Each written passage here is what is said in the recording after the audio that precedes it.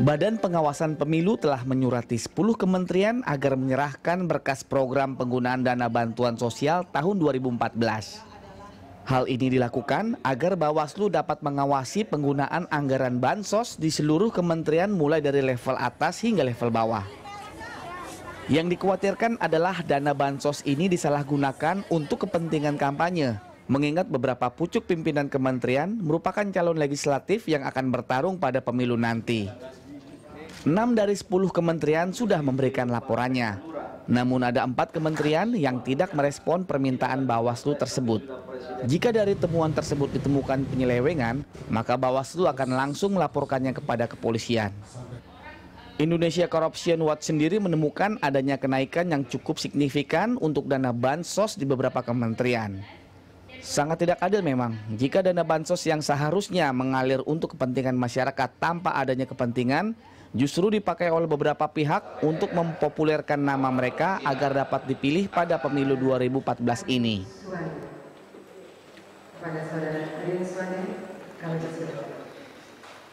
Dan untuk membahas mengenai dana bansos pada kementerian telah hadir di studio Berita 1 Komisioner Bawaslu Nasrullah dan Koordinator Divisi Korupsi dan Politik ICW Abdullah Dahlan.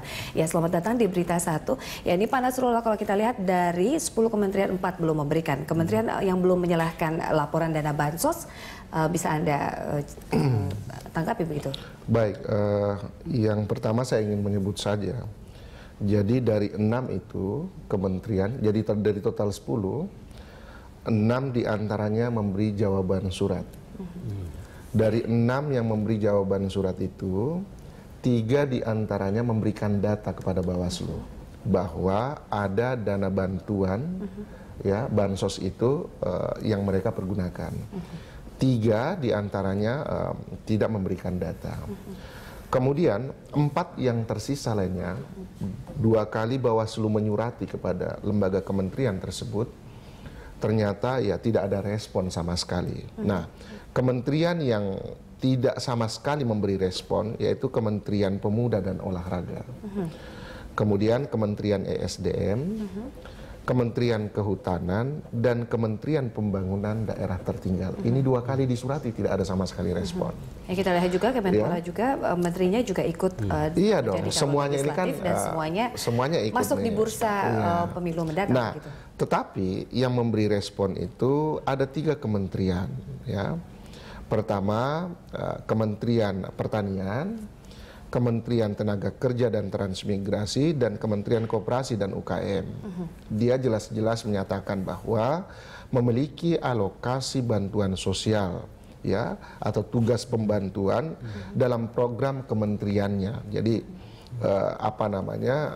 ada beberapa yang dia sampaikan. Meskipun sebenarnya belum jelas ada data itu buat ormas mana, ya, buat OMS mana dan sebagainya sebagai penerima bantuan itu belum ada.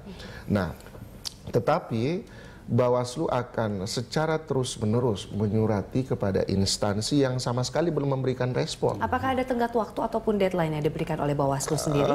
Sebenarnya karena sudah disurati dari tahun 2013 begitu, dan memang ini periode beberapa waktu lalu begitu, Pak. Iya, kita kan dalam posisi tinggal beberapa hari lagi. Aktivitas kampanye itu meskipun ini masih lama sebenarnya, ya. Nah, tetapi sebenarnya publik juga membutuhkan, ini menyangkut tentang hak publik, menyangkut tentang hak informasi yang memang bagaimana cara membangun proses kompetisi itu secara fair sebenarnya. Nah, Bawaslu tentu akan secara terus-menerus akan menyurati sampai kapanpun. Dan bila perlu, kalau misalnya nanti suatu ketika tidak ada tanggapan sama sekali, Bawaslu akan bisa saja meminta klarifikasi. Ya, dengan memanggil atau berkoordinasi dengan Bawaslu di kantor Bawaslu untuk meminta keterangan terkait dengan persoalan apa yang menjadi penyebab mereka tidak mau menyampaikan. Betul. Padahal beberapa waktu yang lalu saya sempat melihat di salah satu siaran di televisi swasta, salah satu kementerian ini yang secara kebetulan dari 4 yang tidak memberikan data sama sekali, mengakui bahwa ada alokasi anggaran yang digunakan sebenarnya. Nah, untuk data ICW sendiri, apakah ada perbedaan dari 4 kementerian itu yang belum menyerahkan begitu? Saya kira apresiasi kewenangan Bawaslu tadi ya. Jadi langkah yang diambil Bawaslu adalah bagian dari fungsi pengawasan yang dilakukan. Ini yang sebenarnya diharapkan publik juga dalam fungsi pengawasan pemilu. Nah, kami memang mensinyalir sejak awal soal dana bantuan sosial rentan untuk dipolitisasi. Kenapa rentan untuk dipolitisasi? Secara konten program, muatan programnya sendiri populis. Kedua, diskresi atau pengambilan keputusan untuk mendistribusikan program bansos itu ada di level kementerian masing-masing. Nah, disinilah sebenarnya letak ruang politisasi tadi, ditambah sejumlah alokasi anggaran yang tidak sedikit. Misal di 4 kementerian tadi, Kementerian Kehutanan ada 200 miliar, Kementerian Pemuda dan Olahraga ada sekitar 600 miliar, Kementerian PDT, daerah tertinggal ada 1,2 triliun yang dalam data terakhir yang kita pegang. Artinya ketika 4 itu dana bansos, dana bansos, khusus dana bansos saja yang ada di kementerian tadi. Kalau 4 kementerian tadi tidak menyerahkan, saya kira ini menunjukkan etikat tidak baik dalam konteks resistensi terhadap fungsi pengawasan pemilu. Dan wajar ada tendensi untuk kemudian kita mencurigai karena 10 kementerian ini selain sebagai menteri, mereka juga adalah kandidat calon legislatif. Nah, ini yang nuansa konflik kepentingan akan muncul di situ. Anda tadi mengatakan, ICW mengatakan ada kenaikan signifikan. Berapa total dana kenaikan signifikannya? Signifikan kenapa? Misal kita bandingkan saja untuk dana bansos di tahun 2012 ada 40,5 triliun.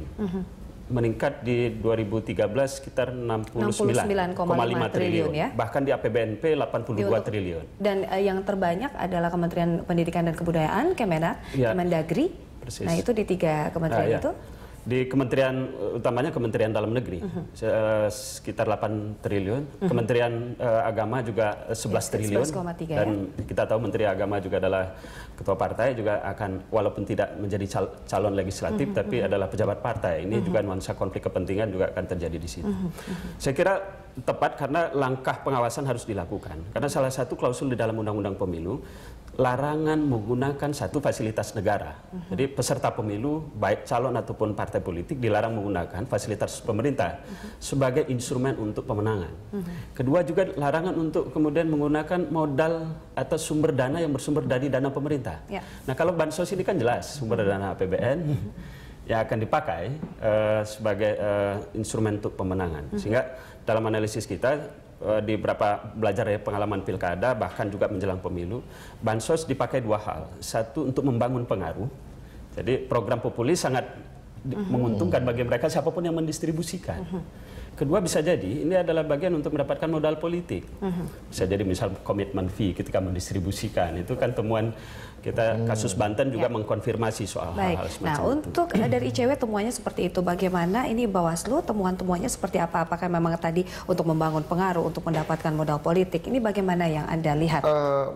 Hampir sama sesungguhnya. Cuma Bawaslu ini tidak terlampau masuk dalam wilayah riset yang disampaikan oleh Mas Abdullah tadi. Tapi Bawaslu sejak awal juga sudah mensinyalir, bahkan pada periode masa kepengurusan sebelum kami pun juga sudah ada dugaan penggunaan itu terkait dengan pemilu gubernur. Indikator itu Anda dapat dari mana? Begitu Bawaslu dapat? Apakah dari BPK, ada audit-audit begitu atau bagaimana? Iya, ada beberapa informasi yang disampaikan oleh masyarakat. Jadi misalnya 2 tahun atau 1 tahun sebelum pelaksanaan pemilihan kepala daerah yang bersangkutan, itu bisa dibandingkan dengan kira-kira 3 atau 4 tahun yang silam. Nah, di situ ada perbedaan yang sangat mencolok sebenarnya. Iya, seperti kita ketahui dana bansos yang diaudit BPK ini periode tahun 2007 hingga 2010, rilisnya jumlahnya 300 triliun. Ini digunakan, dimanfaatkan untuk pilkada begitu. Iya, kecurigaan-kecurigaan itu yang membuat kita bahwa harus fokus di dalam hal pengawasan menyangkut tentang dana bantuan sosial itu. Pak Nasrullah, Mas Abdullah, kita harus jeda dulu. Kami akan kembali, pemirsa, tetaplah di Dialog Berita 1. Pemirsa, kita masih melanjutkan dialog berita 1, rawan penyelewengan di dana bansos. Nah, kita ke Mas Abdullah bahwa memang 33 provinsi dengan 497 kabupaten dan di daerah sendiri kan juga banyak bantuan dana bansos ini kan. Nah, Anda punya fakta bahwa ada dana bansos diselewengkan di satu daerah untuk kegiatan kampanye atau pemilu begitu? Saya kira di sengketa pemilu kada di Mahkamah Konstitusi juga beberapa fakta membuktikan bahwa sebenarnya ada unsur sumber dana pemerintah, sumber dana daerah APBD dipakai sebagai modal politik. Kasus pemilu kada Sumatera Selatan, salah satu amar putusan yang dijadikan dasar untuk kemudian pemilu ulang dilakukan kembali, dikarenakan salah satu kandidat diindikasikan menggunakan sumber dana APBD sebagai unsur untuk pemenangan atau politisasi birokrasi juga terjadi di situ. Nah, ini setidaknya mengkonfirmasi bahwa praktek menggunakan instrumen kebijakan pemerintah, baik pusat ataupun daerah, utamanya kebijakan anggaran, APBN, APBD sebagai modal politik, ini tren di beberapa pilkada terjadi. Kita juga melakukan penelitian di beberapa 8 daerah. Ketika incumbent maju ataupun ada kontestasi pemilu kada di situ, maka tren kebijakan kenaikan bansosnya terlihat. Jadi signifikan kenaikan. Dan di level pemerintah pusat saya kira juga menunjukkan hal yang serupa gitu ya. Peningkatan yang drastis juga dari 2012 sekitar 40,5 triliun, 2013 69,5 triliun, meningkat di 2014 sekitar 75 triliun. Nah, ini ada patut kami curigai karena tren kenaikan yang tidak normal dalam sebuah kerangka penambahan jumlah alokasi anggaran. Kalaupun penambahan sekitar 5-10%, itu pun paling maksimal. Artinya ada modus untuk... Ini juga menjadi modus ya, jadi modus baru. Karena memang kita ketahui, baik partai politik ataupun caleg sendiri tidak punya minim sekali yang kemudian memiliki pendanaan mandiri. Betul. Nah, realitasnya partai kemudian mencari cara menjadikan kader yang ada di level kekuasaan ataupun baik di pemerintah atau parlemen sebagai instrumen untuk mengumpulkan modal politik. Pak Nasrullah, ini miris sekali ya dana bansos sejatinya untuk bantuan kepada masyarakat yang tidak mampu dan juga bencana dan lain-lain begitu, tapi digunakan untuk kepentingan sendiri. Nah, kalau kita lihat ini sanksinya ketika tadi ditemukan di daerah Sumatera Selatan ada kejadian seperti itu, bagaimana Bawaslu menyikapi hal ini? Iya, Bawaslu tentu beberapa yang disampaikan oleh Bawaslu itu menyangkut tentang kalau memang ada dugaan hal yang terkait dengan penyalahgunaan kewenangan dalam hal menggunakan APBD misalnya, atau mungkin APBN, maka proses itu tetap dijalankan oleh Bawaslu. Ya. Hanya saja memang ranah administrasi, hukum administrasi atau di dalam wilayah putusan Mahkamah Konstitusi itu dengan yang menyangkut wilayah, jadi antara wilayah privat dan wilayah publik ini kan memang susah nih ketemunya. Nah, sehingga kadang-kadang belum tentu dalam ranah privat itu yang bisa membuktikan bahwa itu kategori, misalnya itu kategori pidana misalnya, ya dan sebagainya. Tapi tiada henti Bawaslu mencoba ya, secara maksimal bahwa begitu ada dugaan menyangkut tentang penyalahgunaan kewenangan, penggunaan APBD maupun APBN, fasilitas pemerintah dan sebagainya, maka seketika itu juga kita menyurati.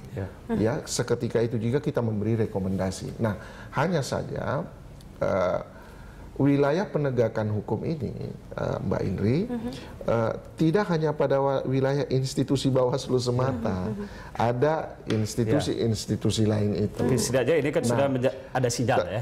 Tetapi upaya Bawaslu untuk tetap memberi memberi warning atau menindaklanjuti dalam bentuk rekomendasi itu dilakukan. Nah, ini kalau kita lihat Mas Abdullah bahwa eskalasi penegakan hukum dari Bawaslu sendiri kan tidak bisa berdiri sendiri begitu, ada beberapa terkait begitu, aparat terkait. Nah, ini bagaimana Anda melihat? Saya coba mulai dari sebenarnya apa yang dilakukan Bawaslu langkah maju, tapi penting untuk kemudian di follow up lebih jauh menurut saya. Misal pengawasan yang lebih intensif dan lebih melekat pada proses misal caleg-caleg incumbent. Caleg incumbent ini dia bisa punya background sebagai pejabat pemerintah, kementerian, ataupun caleg incumbent yang berasal dari anggota DPR. Akan sangat potensi terjadi konflik kepentingan. Misal tadi setidaknya di 10 kementerian, ketika turun menggunakan fasilitas kementerian. Tapi dari pagi sampai siang, misalnya.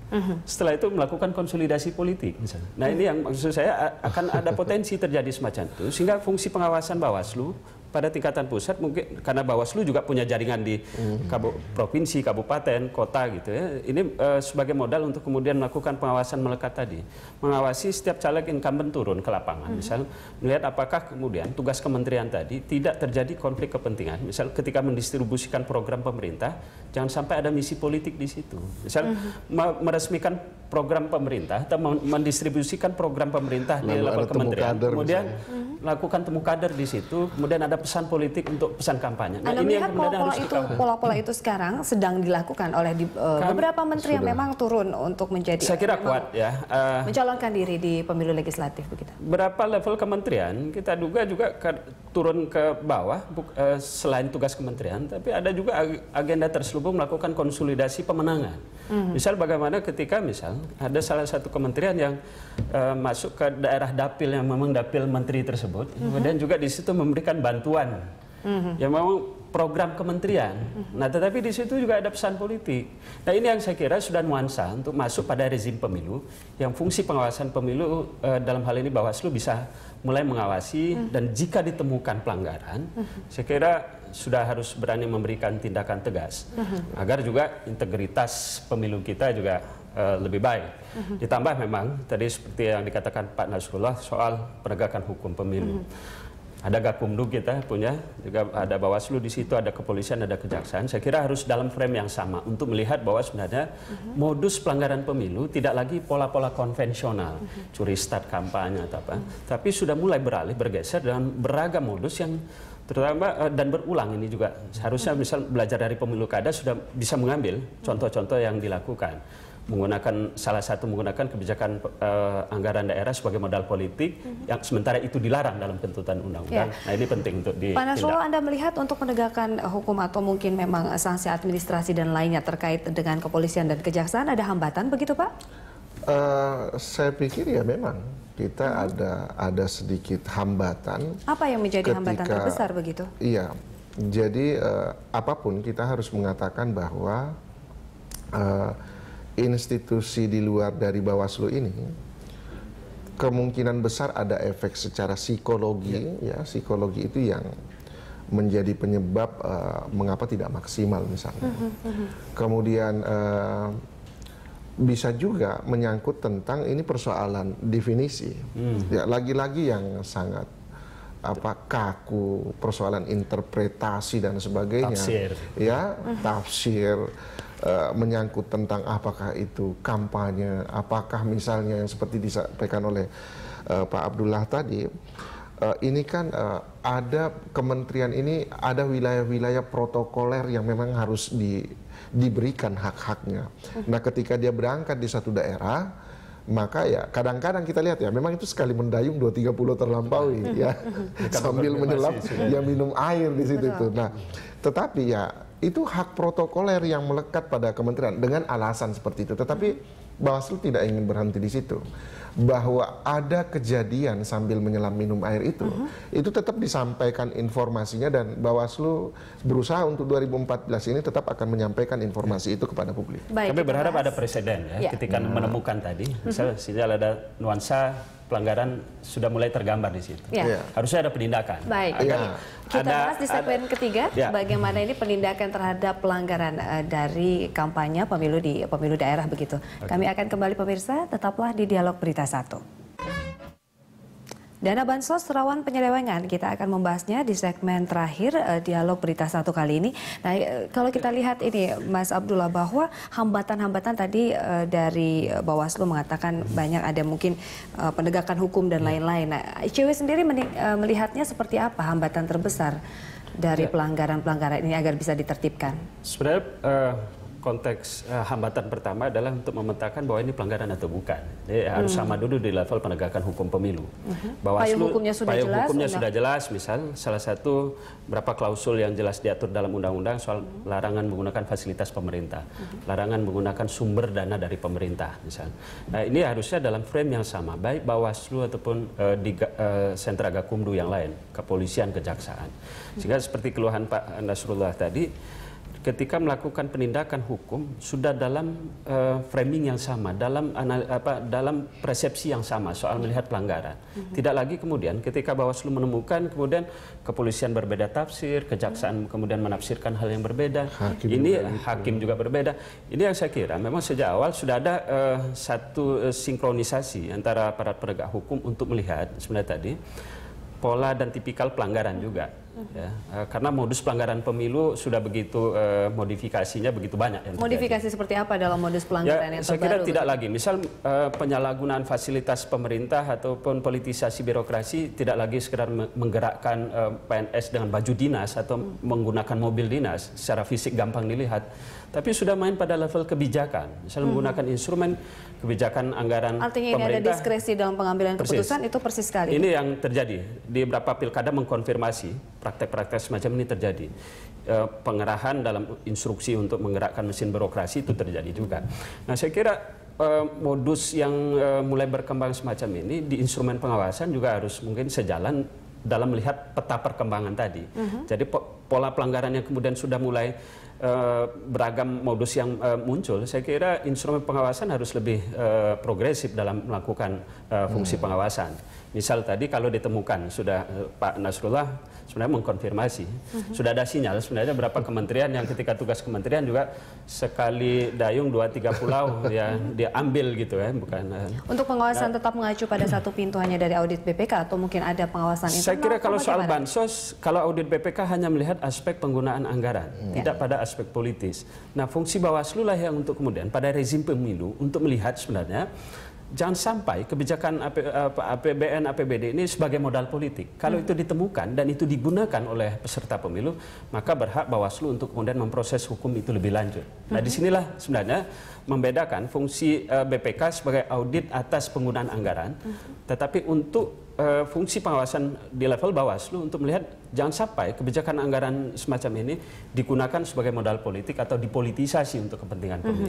Nah, ini kalau kita lihat Pak Nasrullah bahwa tadi Bawaslu sudah menyurati 4 kementerian yang belum menyerahkan, selain menyurati dan berbagai bentuk dari menginginkan adanya laporan itu ke Bawaslu, apalagi Pak yang dilakukan Bawaslu? Iya, ada rencana kalau memang langkah-langkah persuasif, ya selama ini kita coba untuk persuasif secara terus-menerus, karena memang di satu sisi Bawaslu tidak diberi wilayah yang jemput paksa dan sebagainya.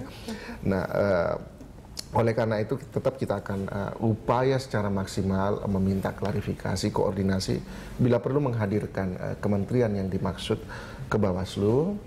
Kita ingin mendengarkan sebenarnya apakah itu ada atau tidak ada, kalau misalnya ada mana saja, peruntukan untuk siapa misalnya, dan bagaimana di lapangan misalnya. Nah, itu penting secara bersama-sama. Bawaslu ingin mengajak sebenarnya masyarakat ini juga untuk melakukan proses kontrol partisipasi pengawasan terhadap apapun sebenarnya, termasuk pada 10 kementerian. Jadi kita sangat berterima kasih ketika ICW melakukan hal yang seperti ini.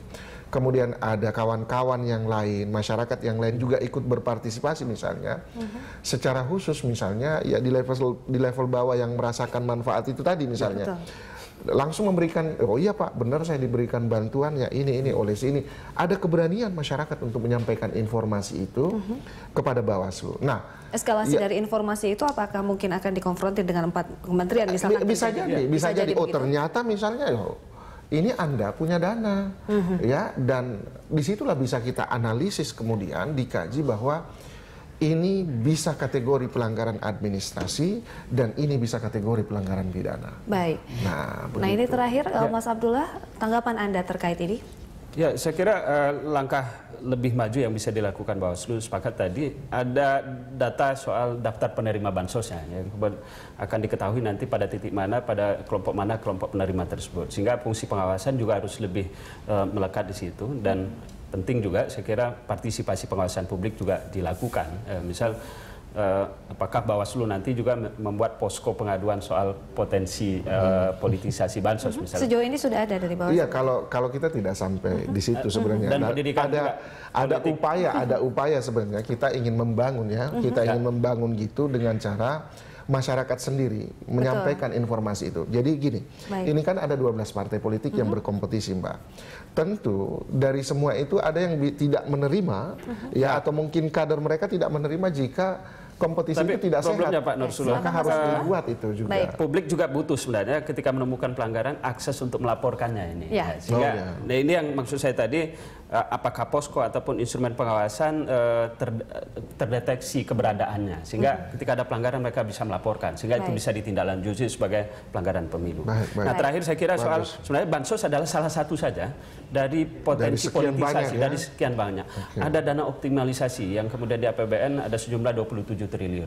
Ada dana penyesuaian sekitar 87,9 triliun. Yang ini rentan semua aspek politisasi karena kebijakan kewenangan mendistribusikan itu ada di masing-masing kementerian, pemerintah pusat misalnya, dan di level DPR itu sendiri. Nah ini yang saya kira tadi penting, pengawasan pada caleg-caleg incumbent yang akan lebih ekstra dan prioritas dilakukan. Ya, kita serahkan ke Bawaslu, ini bagaimana di tangan Bawaslu nantinya, pemilu akan bergulir dan kita lihat bagaimana dinamikanya nanti. Prinsipnya sederhana, Mbak Indri, Bawaslu akan mencoba mengedepankan wilayah kompetisi secara fair. Kita ingin juga pemilu lebih berintegritas. Terima kasih Mas Abdullah, Pak Nasrullah, terima kasih telah hadir di Studio Berita 1.